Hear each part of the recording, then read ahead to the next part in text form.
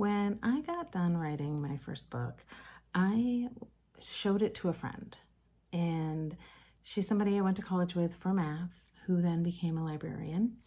And she said to me, when this is published, I'll put it in my library. And I was gobsmacked, I tell you.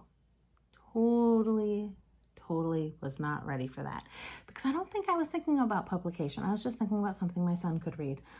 And so I started looking up what this meant.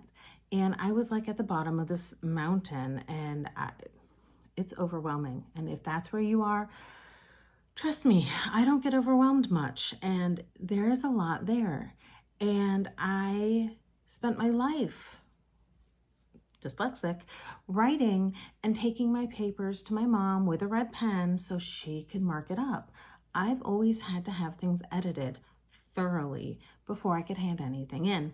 So I knew I needed an editor, but I needed more. So what do you need to do? What do you need to do when you're done? Now that depends on you, what you want, what you're hoping for. And there's a lot of paths to take. So often people get critique partners, and critique partners are amazing. It's building a group of trusted friends who, it's not necessarily that they write like you, but who you trust to read your writing and give you feedback. Now, here's the thing about critique writers. If somebody is making you feel bad as a writer, run. Like, run. The point of a critique writer is somebody who will help build your writing, but not belittle you. There have been people who've told me, yeah, I just felt horrible after what they said about my writing. That is not the point of getting your writing critiqued. They're supposed to help you. One of the first groups I worked with was a writer's group who would swap chapters every 2 weeks, and I would get on rotation maybe once a month, once every 6 weeks. And the leader eventually told me I needed to get things pre-edited because of my dyslexia. And nobody else had this criteria. And I felt awful, just horrible about it, because I was being told I had to do something different. Now, it led to me finding one of my closest writing friends. And this person is amazing. Not only is she wonderful as a critique partner and as a developmental editor, her writing is amazing. So in the end, it was a door opening, but at the time I felt horrible. And this person also said to me, I'm only going to edit your first chapter. He didn't do this for anybody else. Or your first page, not chapter. I'm only going to edit your first page, and I want you to take those edits and push them through the rest of the document. Again, I'm dyslexic. I literally, mentally cannot do this. So I sent him an email and explained, no, I cannot do that. And he said nothing. And then he stopped sending me back my chapters. Now there was like 12 people in the group, so fine. And then about 6 weeks later, he sent back, maybe it was 2 months, 3 months. This is a while ago. He sent back all of my documents with that exact same, only the first page was done, and pushed these edits through the rest of the document. And like anxiety, I don't get anxiety, but I could feel my heart pounding and my palms getting sweaty, and I could feel myself getting jittery. And just like, because this is not a good critique partner. It was shortly after that I left the group. And that is why, because of how he treated me. And it's not often that I worry about my dyslexia. I can work around it really easily. But he made me feel awful. So critique partners, they can be amazing. But if the person makes you feel bad about yourself and doesn't help with your writing, you need to walk away.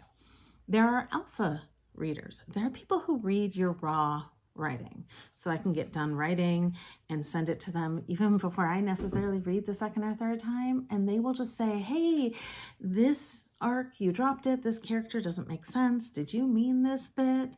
They read early on. Alpha, did I say arc? Alpha readers, alpha is just that, early on. People often just use beta reader as a all-encompassing for everything. Technically, beta reader is if you have 2 edits between the first edit and the second, but beta reader is somebody who reads when it's a bit cleaner.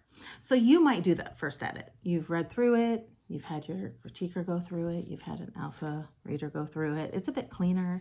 It's almost ready for that last edit. The beta reader goes then.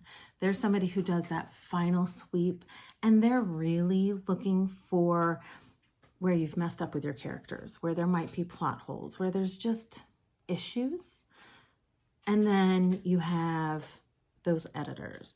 The developmental editor gets in really deep, finding mistakes, and then your final copy editor who does the grammar.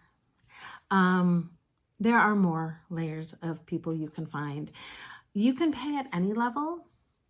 I would suggest you don't pay for anyone except those final deep diving editors. If people are saying pay for a beta reader, maybe early on in your writing career, if it's like your first book and you really want to see what a good beta reader does. But honestly, a lot of beta readers are 2 writers who are swapping their books and reading them. If you do this, again, try to find somebody who's, I don't know, if you can find somebody further along in the process or about where you are, or somebody you know who writes like you, who's, I don't know, good at what they're doing. I don't know how the right way to say it is.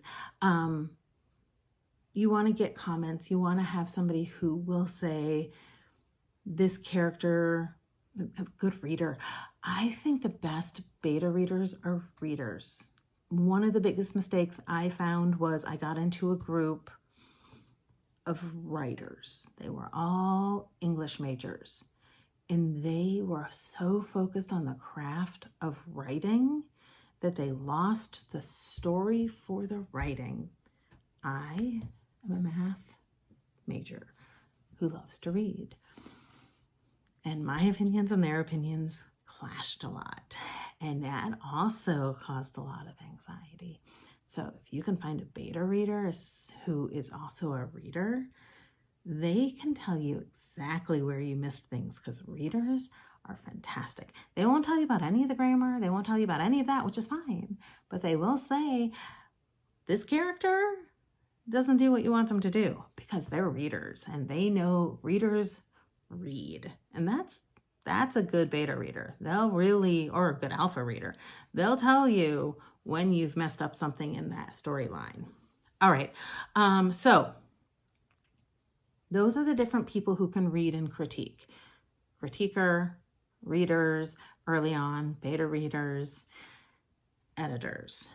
You only want to pay for those final editors. And